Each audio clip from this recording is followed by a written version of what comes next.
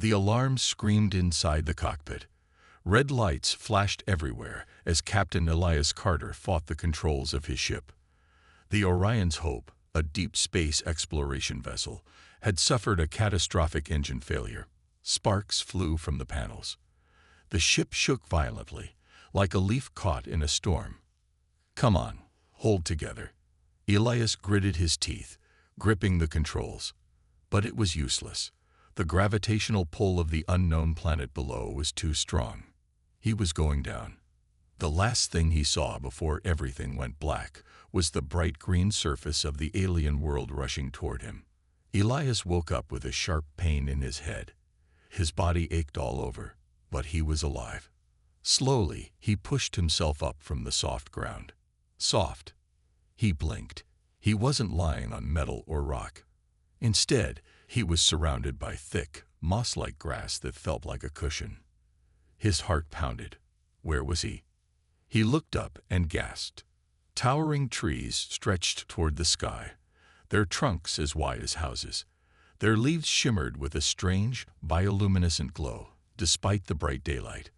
The air was warm and filled with the scent of something sweet, like honey and flowers. Somewhere in the distance, a strange bird-like creature let out a deep, echoing call. Elias checked his body. His spacesuit was torn, but his skin was mostly fine. Miraculously, he had survived the crash. But where was his ship? He turned, and his breath caught in his throat. The wreckage of the Orion's Hope lay several hundred feet away, half buried in the soft ground. Smoke still curled from its ruined engines. Pieces of metal were scattered everywhere. Elias clenched his fists. There was no way he was leaving this planet anytime soon. He needed to find food, water, and shelter. Survival came first. He took a deep breath, steadying himself. He had trained for situations like this. He just had to stay calm. But as he took his first step toward the wreckage, he felt eyes on him. A chill ran down his spine. Slowly, he turned his head. At the edge of the jungle, they stood, watching him silently. Women, but not just any women. They were giants. Each of them stood at least 10 feet tall, their bodies strong and elegant, like statues of forgotten goddesses. Their skin came in shades of deep bronze, soft blue, and pale silver, as if they were made from the very stars themselves. Their eyes glowed faintly, filled with intelligence and curiosity. Long hair, in colors ranging from dark obsidian to shimmering white, cascaded down their backs. They wore clothing made of woven plant fibers and smooth leather, adorned with intricate patterns. Some carried long spears, their sharp tips gleaming in the sunlight. Elias froze. His heart pounded. They had found him first. One of them stepped forward. She was taller than the others, her presence commanding. Her golden eyes locked onto his, and Elias felt something strange, like a whisper at the edge of his mind. He wasn't sure if she was speaking, or if he was simply feeling her thoughts. "You are different." Elias swallowed hard. First contact with an alien species. He had studied countless theories, but nothing had prepared him for this. He raised his hand slowly, showing he meant no harm. I come in peace." The woman tilted her head slightly, as if considering his words. The others exchanged glances. Then the leader spoke again, this time aloud. Her voice was deep and smooth, carrying a sense of wisdom. "You are not one of the lost ones." Elias frowned. Lost ones? Who were they talking about? Before he could ask, one of the younger warriors suddenly stepped forward, gripping her spear. Her silver hair glowed under the sunlight. She didn't look convinced. "He is small, weak. What if he is a danger?" she said sharply, her eyes narrowing. Elias tensed. He might be smaller than them, but he wasn't weak. He had survived a crash that should have killed him. He wasn't about to let them see him as fragile. He took a steady breath. "I don't want trouble. I just need food, water, and a way to contact my people." The leader watched him carefully, then turned to the others. She spoke in their language, a flowing, melodic sound. Some of the warriors looked uncertain, but after a moment, they nodded. The leader turned back to Elias and gestured toward the jungle. "Come." Elias hesitated. He had no idea what they wanted with him. But standing alone in a strange world with no supplies wasn't a good option. If he wanted to survive, he had to trust them, at least for now. He took a deep breath and followed them into the unknown. Little did he know, his arrival had already changed the fate of their tribe forever. Elias followed the towering women through the jungle, his heart pounding. Their long strides were powerful and smooth, yet they made almost no sound. Despite their size, they'd moved with the grace of hunters. The trees stretched high above them, their thick branches forming a natural roof. Strange glowing plants pulsed softly along the trunks, casting an eerie light. Massive, colorful birds flapped between the treetops, their cries echoing in the distance. Elias kept glancing at the warriors around him. He was the smallest person here. Even though he was considered tall among humans, he barely reached their chests. Their spears were longer than he was tall. If they wanted to harm him, he wouldn't stand a chance. But something told him they weren't his enemies. At least, not yet. After what felt like an hour, they reached their village. Elias stopped in awe. The settlement was built into the jungle itself, with massive stone structures covered in vines. The homes were not crude huts but beautifully crafted buildings, carved with symbols and ancient patterns. Bridges of woven branches connected different levels, forming a city that blended with nature. Dozens of giant women stood along the pathways, their eyes widening in curiosity at the sight of Elias. Some whispered to each other. Children peeked out from behind their mothers, their large, bright eyes filled with wonder. Elias suddenly felt very, very small. The leader, the one with golden eyes, led him toward the largest structure, a grand hall built from smooth, dark stone. Two warriors pulled open its heavy wooden doors, revealing a wide, open chamber inside. At the center of the hall sat an older woman, her presence commanding. Though she was aged, her posture was strong, and her deep blue eyes held a wisdom beyond years. Golden jewelry adorned her wrists and neck, and her long silver hair was braided in intricate patterns. This was the matriarch. The leader who had brought Elias bowed her head. "Mother, we have found him." The matriarch's eyes locked onto Elias, studying him carefully. Her expression was unreadable. Elias cleared his throat. "Oh, hello." The matriarch raised an eyebrow, then spoke in a slow, deliberate voice. "You are not from this world." Elias nodded. "No, my ship crashed. I come from another planet." A murmur spread through the gathered women. Some looked surprised. Others exchanged glances, as if confirming something they already suspected. The matriarch leaned forward. "You are human." Elias blinked. "Yes." For the first time, her serious expression softened, just slightly. She nodded as if a great mystery had just been solved. "You are the first male we have seen in centuries." Elias's breath caught. "First male? What do you mean?" he asked carefully. The matriarch took a slow breath before speaking. "A long time ago, we were not like this," she said. "Our people lived alongside our brothers, strong and proud. But then, a sickness came." The room grew silent. Elias listened intently as she continued. "The sickness took all of our men. One by one, they faded, leaving only us, daughters, mothers, and sisters. We tried to save them, but nothing worked. And then, they were gone." Elias swallowed. An entire species, males, wiped out. It was hard to imagine. "But you survived," he said. "Yes," the matriarch said. "For generations, we have lived as we are. We have kept our traditions, our strength, our honor. But our numbers grow fewer with each passing cycle. Without males, we cannot create new life." Elias felt a strange weight settle in his chest. He had crash-landed on a planet of giant, beautiful warriors. Our women. But they were not just warriors. They were survivors. And they were dying out. The matriarch's blue eyes locked onto his. You, Elias Carter, may be our last hope. Elias's mind raced. Wait, what do you mean? The leader with golden eyes spoke now. Our ancestors left us knowledge. They believed that one day another would come, a man from the stars. Elias hesitated. He wasn't sure he liked where this was going. And what do you want from me? The matriarch leaned back, her gaze steady. We do not ask for your decision now, but understand this. You are the first man we have seen in over 100 generations. If you are compatible with us, you could help restore what was lost. Elias exhaled slowly. They wanted him to help save their people. This was bigger than just survival. This was the future of an entire species. For a moment, he felt the weight of the moment pressing down on him. He was just an explorer, just a pilot. He had never expected something like this.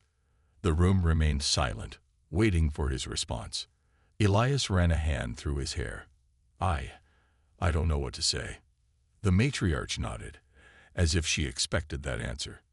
Then you will stay among us and learn. When the time comes, you will know what to do. Elias looked around at the faces watching him, the warriors, the elders, the children peeking in from outside. He had no idea what the future held. But one thing was certain. His life would never be the same again. Elias sat on a large stone bench, staring up at the night sky. The jungle around the village was alive with the sounds of strange creatures, distant roars, soft chirping, and the rustling of leaves as unseen animals moved through the trees. The twin moons of the planet cast a silver glow over the village, making the stone structures shimmer under the soft light. His mind was a storm of thoughts. He was the first man these people had seen in centuries. They believed he could help save their dying race. The weight of their expectation pressed down on him like a mountain. I didn't sign up for this, he muttered to himself. He had joined the Orion's hope for exploration. He wanted to discover new worlds, new civilizations, but he had never imagined being trapped on one with a species on the verge of extinction. Elias exhaled slowly. What was he supposed to do? The next morning, the village was awake before sunrise. Elias stepped out of his stone dwelling, surprised to see warriors already gathered in the open courtyard, preparing for their daily training. The giant women moved with power and precision, their long spears slicing through the air with deadly speed. One of them, the silver-haired warrior who had doubted him before, locked eyes with him. She smirked. You wake late, little one. Elias frowned. He wasn't that small, just compared to them. The golden-eyed leader, whose name he had learned was Solara, approached him. You should learn our ways, Elias Carter. If you are to live among us, you must not be weak. Elias crossed his arms. I never said I was weak. A new voice laughed. It was Vera, the silver-haired warrior, the one who didn't trust him. Then prove it. She tossed a long wooden staff toward him. Elias caught it clumsily, nearly dropping it. The warriors around him chuckled. Elias sighed. They wanted to test him. Fine. He would prove himself. Vera twirled her own staff effortlessly, stepping into the training circle. Fight me. Elias hesitated. I'm not sure this is a good idea. Vera raised an eyebrow. Afraid. That did it. Elias tightened his grip on the staff and stepped forward. All right, let's do this. The warriors gathered around, eager to see what the small outsider could do. The fight lasted 10 seconds. Vera moved like a blur, her staff slamming against Elias's weapon with bone-rattling force. He barely had time to react before her foot swept his legs out from under him. He hit the ground hard, groaning in pain. Laughter echoed through the courtyard. Vera smirked, planting her staff in the dirt. That was pathetic. Elias groaned and sat up. She was fast. Too fast. He had been trained in basic hand-to-hand combat, but this was different. Vera wasn't just strong. She was a warrior born and trained. Solara stepped forward. You lack strength, but you have something else. Elias looked up at her, frowning. What's that? She smiled slightly. You are human. Elias wasn't sure what she meant by that. But then he remembered. Humans had something that even the strongest creatures in the universe feared. Ingenuity. The next day, Elias asked for a rematch. This time, he didn't rely on strength. He used his mind. When Vera attacked, he didn't try to block her brute force. Instead, he dodged. He used speed, agility, and strategy. Instead of meeting her strength head-on, he redirected her attacks, making her waste energy. When she swung her staff wide, he stepped in close, where her long arms couldn't strike effectively. And finally, when she lunged, he dodged sideways and swept her legs out from under her. Vera crashed to the ground, her silver hair spilling across the dirt. The courtyard went silent. Elias stepped back, breathing hard.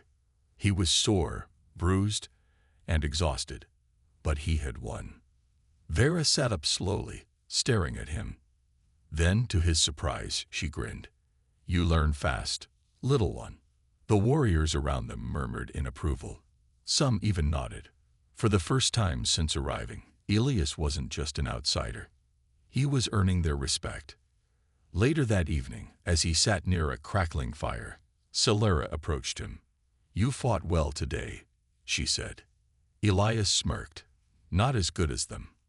Celera sat beside him, her golden eyes glowing in the firelight. Not yet. Elias looked at her, studying her expression. You really believe I'm the one who can help your people? Celera's expression grew serious. You are more than you think, Elias Carter. He sighed. He wasn't sure about that. But one thing was clear. If he wanted to survive here, if he wanted to understand these people, he had to keep learning. And deep down, he knew one thing. His journey on this planet was just beginning. Elias had spent several weeks among the warrior women, learning their ways. He trained every morning with Vera, growing stronger and faster. He studied their history with Celera, learning about their lost past.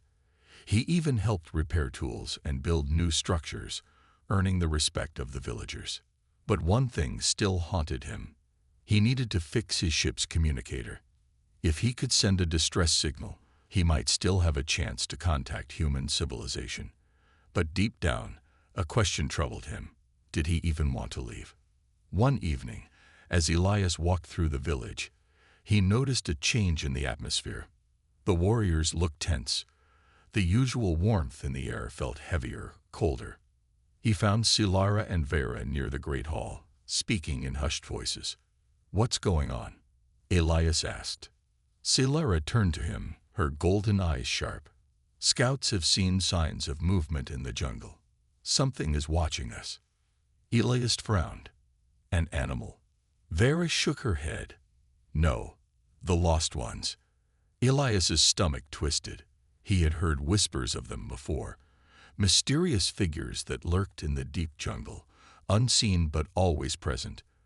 The warrior women did not speak of them often, but whenever they did, there was a shadow of fear in their voices.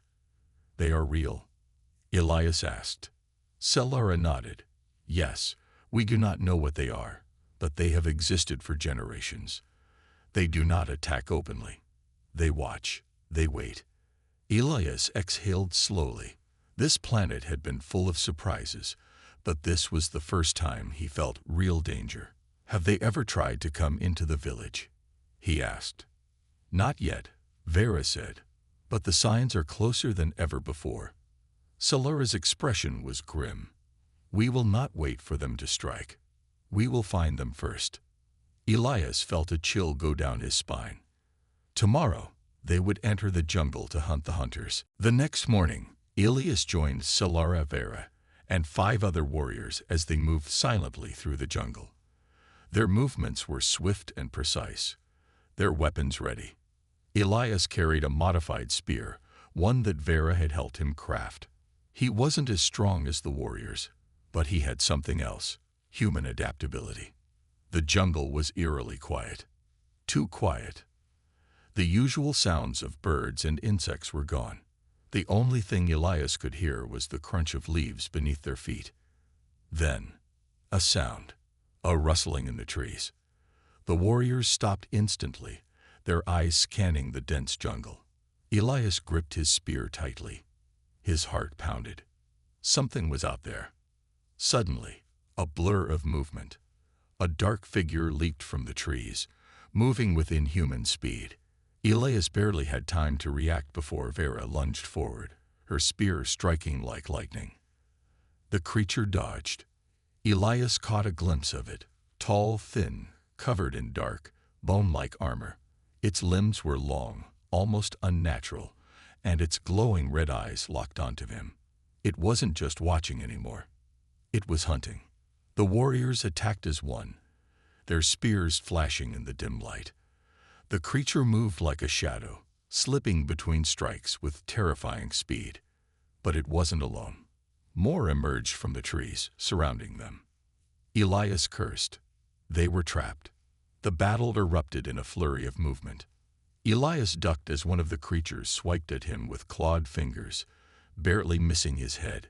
He rolled to the side, then thrust his spear forward, aiming for its chest. The tip struck, but bounced off its strange armor.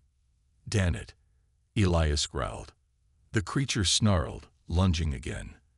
This time, Elias used its own momentum against it, dodging at the last second and driving his spear into the soft joint between its shoulder and arm. The creature screamed. Elias yanked the spear free, black liquid dripping from the wound. It wasn't dead, but it was hurt. Nearby, Celera fought with deadly precision, her golden eyes glowing with fury. Vera moved like a storm, tearing through enemies with pure strength. But the creatures were relentless. For every one they wounded, more emerged. They were outnumbered.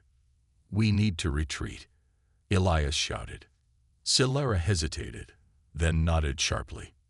"Fall back," she commanded. The warriors moved together, protecting each other as they retreated toward the village. The creatures followed, snarling and hissing, but they didn't pursue beyond a certain point. As soon as the warriors reached a clearing, the creatures vanished into the jungle. They were gone. For now. Back at the village, the warriors gathered in the great hall. The atmosphere was tense. They were stronger than before, Vera muttered, pressing a cloth against a wound on her arm. Celera looked at Elias. "You fought well." Elias exhaled, still feeling the adrenaline in his veins. "Thanks. But what the hell are they?" The matriarch, who had been silent until now, finally spoke. "They are what remains of our past." The room fell into stunned silence. Elias frowned. "What do you mean?" The matriarch's blue eyes were filled with sorrow. "They were once our brothers." Elias's stomach dropped. Celera's expression hardened. "The sickness that took our men, it did not kill them all. They changed," Vera whispered, realization dawning on her. The matriarch nodded. "The sickness twisted them, turning them into something else. Something not human anymore." Elias felt his hands clench into fists. This wasn't just a survival problem anymore. This was a war. And if they didn't find a way to stop the lost ones, the village, and everything in it, would be doomed. The great hall was silent after the matriarch's words. Elias felt like a weight had settled in his chest. The creatures they fought were once human. He looked around at the warriors. Some of them had fear in their eyes, others anger. Their lost brothers had returned, but not as the men they once knew. Celera finally broke the silence. "Then we must destroy them." The matriarch sighed. "It is not so simple, child. They are many, and they grow bolder. They learn. We have fought them for centuries, but they always return." Elias clenched his jaw. "Then maybe it's time to stop fighting the same way." The warriors turned to him. Vera crossed her arms. "And what do you suggest, human?" Elias took a deep breath. He had spent weeks training with these women, understanding their ways. But now it was time for them to understand his. Humans didn't win wars with strength alone. They won with strategy. The next morning, Elias stood before a group of warriors, a crude map of the jungle drawn in the dirt. "We can't fight them head-on," he said. "They're faster, stronger, and there are too many of them. If we keep fighting their way, we'll lose." Selara nodded. "So what do we do?" Elias picked up a stick and pointed at a narrow valley near the village. "We trap them." Vera frowned. "Trap?" Elias grinned. "Yes. You've been fighting them with spears and swords, but there's something stronger than any weapon." The warriors leaned in. Elias's smile widened. Fire. The plan was simple but dangerous. They would lure the creatures into the valley, a narrow pass surrounded by tall cliffs. Then they would burn them. Elias and a few warriors worked through the day, preparing. They gathered dried branches, oil from tree sap, and anything that would burn fast. They placed them along the valley walls, hidden under leaves. Meanwhile, Vera led a scouting group to make sure the lost ones were nearby. By nightfall, everything was ready. Now, they just had to bring the creatures into the trap. Elias stood at the edge of the jungle, his spear in one hand and a torch in the other. Selara was beside him, her golden eyes fierce. Vera stood at the other side, her silver hair glowing in the moonlight. "You sure this will work?" she asked. Elias smirked. "If it doesn't, we'll be dead in 5 minutes." Vera laughed.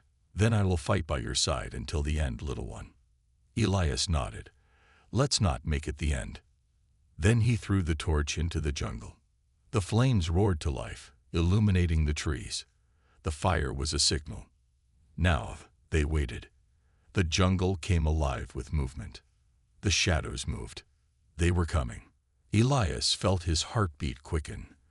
The first creature emerged from the trees, its red eyes glowing in the firelight. More followed, their black, twisted bodies slipping through the jungle like ghosts. Then the screaming began. The warriors ran. The creatures chased. The warriors dashed through the trees, leading the creatures toward the valley. Elias ran as fast as he could, his breath sharp in his throat. The valley was close, just a little further. He could hear the creatures right behind them, their claws tearing through leaves and branches. Too fast, too close. Then Selara reached the valley first. She turned sharply, jumping onto a ledge.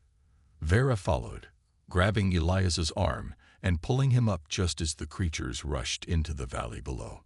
They had fallen into the trap. Now it was time to finish it. Elias turned to the warriors above. Now, the warriors threw their torches down. The valley erupted in flames. The creatures screamed. Fire spread rapidly, consuming the dry wood and oil-soaked branches. The walls of the valley turned into a wall of fire, trapping the creatures inside. Elias watched as the flames devoured the monsters, their red eyes filled with rage and pain. But then, something unexpected happened. The creatures didn't just burn. They changed. One of them collapsed, its black armor peeling away. And underneath, Elias saw something horrifying. A human face. Burned, twisted, but unmistakably human. His blood turned to ice. Selara's breath caught in her throat. No, the creatures weren't just monsters. They were still alive, still partly human. Vera clenched her fists. They were our brothers. Elias felt sick. He thought they had been fighting beasts, but they had just burned what was left of the men who once lived here. The flames roared, drowning out their thoughts. The battle was over, but the war was far from finished. And now, Elias had a new question burning in his mind. Could they be saved? The flames burned through the night, their glow visible even from the village. Smoke rose into the dark sky, carrying the echoes of the lost ones' screams. Elias stood on the cliff's edge, watching the fire die down. His hands were clenched into fists. His plan had worked. The creatures had been stopped. But now, he wasn't sure if he had done the right thing. Selara stood beside him, silent. Vera was on the other side, her silver hair flickering in the firelight. No one spoke, because now they knew the truth. The lost ones weren't just monsters. They were still human. The next morning, Elias walked through the village, his mind heavy. The warriors were celebrating, but he couldn't share their joy. "We won," one of them cheered, raising a spear. "Yes, we did," Elias muttered, forcing a smile. But deep inside, it didn't feel like a victory. Celara noticed his troubled expression. "You're thinking about them, aren't you?" Elias nodded. "They were men once. Maybe they still are."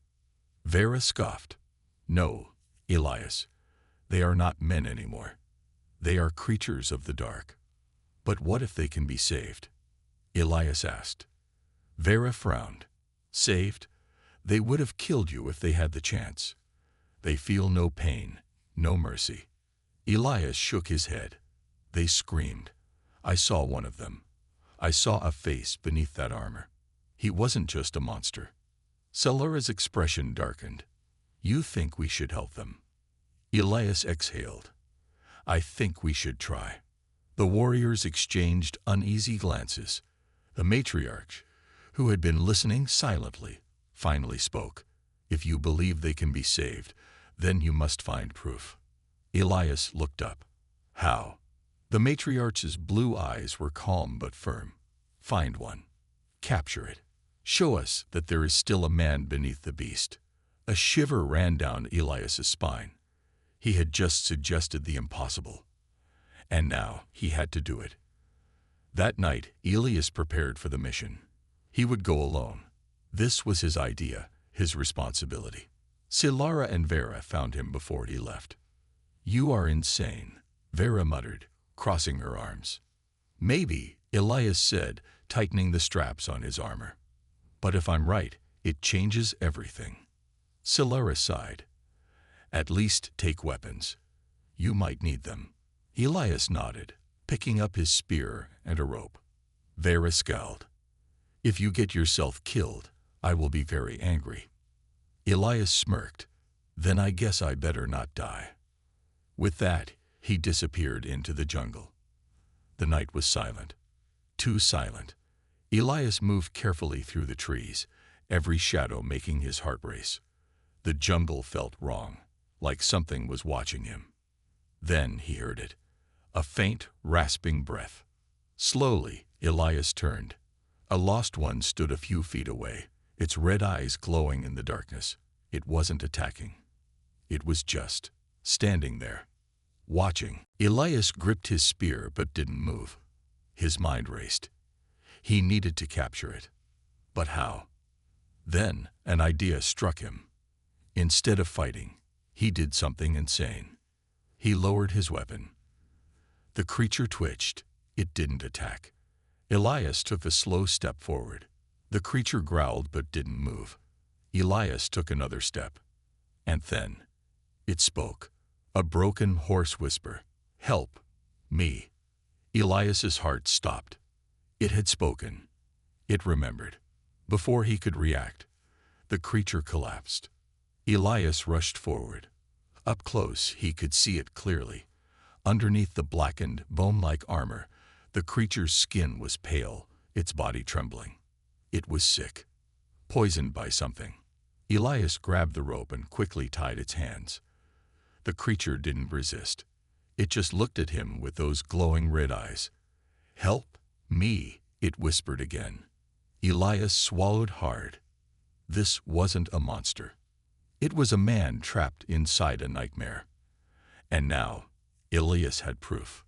The lost ones could be saved. Elias returned to the village at dawn, carrying the unconscious creature over his shoulder. The warriors gasped when they saw him. Many reached for their weapons. "Wait," Elias shouted.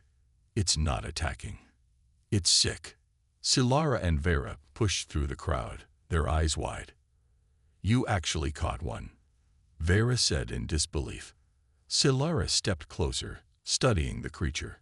She reached out and touched its face. Her breath caught. "The skin, it's soft," she whispered. "Not like the others." The matriarch approached, her face unreadable. "You truly believe it can be saved?" Elias nodded. It spoke to me.